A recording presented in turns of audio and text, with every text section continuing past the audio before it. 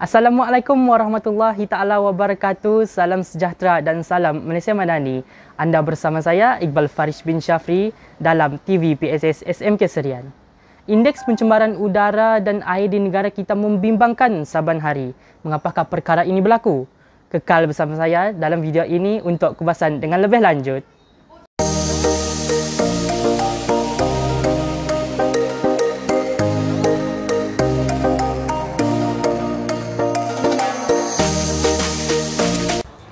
Menurut Buletin Utama bertarikh 2 Oktober 2023, laman sesawang Indeks Pencemaran Malaysia APIMS, kawasan nilai Negeri Sembilan mencatatkan IPU tertinggi dengan bacaan 160, diikuti Ceras Ibu Negara dengan bacaan IPU 159. Bacaan IPU tidak sihat juga direkodkan di Banting Selangor dan Seremban Negeri Sembilan, masing-masing mencatatkan IPU 158. Manakala Shah Alam dan Petaling Jaya juga mencatatkan IPU tidak sihat dengan bacaan IPU 153. Terdapat beberapa kawasan di seluruh Malaysia juga mencatatkan IPU tidak sihat. Manakala, menurut Sinar Harian bertarikh 25 Mac 2024, tahap pencemaran di Sungai Raja Hitam dekat air Tawamanjong kini berada pada kelas 3 dalam bacaan Indeks Kualiti Air IKA berbanding kelas 5 pada tahun 2022. Hal ini terjadi disebabkan oleh beberapa faktor, antaranya faktor semula jadi dan faktor manusia. Faktor semula jadi seperti letupan gunung berapi dan ribut taufan mampu menghasilkan kesihatan udara yang tidak baik. Manakala faktor manusia seperti pengeluaran asap yang tidak terkawal dari kenderaan. Pengeluaran asap yang tidak terkawal daripada kenderaan mampu menyebabkan jerebu dan penipisan lapisan ozon, sekaligus mampu menyebabkan kebersihan udara kita terganggu.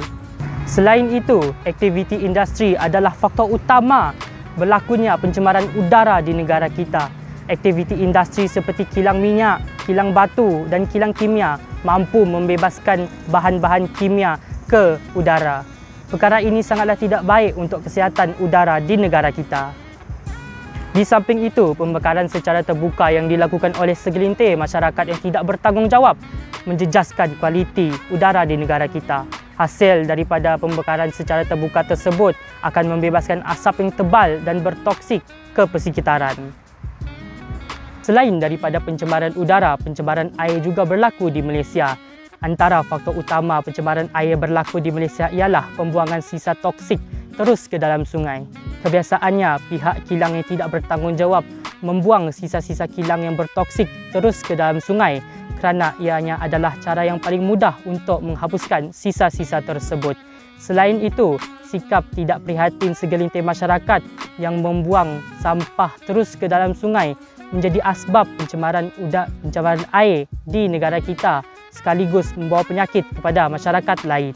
Jadi, apakah usaha dan langkah yang boleh kita lakukan untuk mengelakkan pencemaran udara dan air di negara kita? Pertama, kita boleh menggunakan perkhidmatan pengangkutan awam seperti bas awam, teksi dan e-pengangkutan. Perkara ini mampu mengurangkan pembebasan gas rumah hijau ke persekitaran. Selain itu, kita juga boleh melakukan pembersihan secara berskala di kawasan persekitaran kita seperti di sungai. Usaha ini mampu mengurangkan pencemaran udara dan air negara kita. Dan yang ketiga, kita haruslah memupuk sikap cinta akan alam sekitar dalam diri kita. Perkara ini sangat penting untuk memastikan masa depan generasi muda akan cerah. Itulah tadi topik yang ingin saya kongsikan bersama dengan anda. Jadi, secara kesimpulannya, kita sebagai masyarakat yang prihatin harus menjaga alam sekitar kita bersama untuk kita menikmati keindahan alam sekitar. Jadi, saya rasa setakat itu saja untuk hari ini. Saya Iqbal Farish bin Syafri mengundur diri. Wabillahi taufiq wal hidayah. Assalamualaikum warahmatullahi taala wabarakatuh.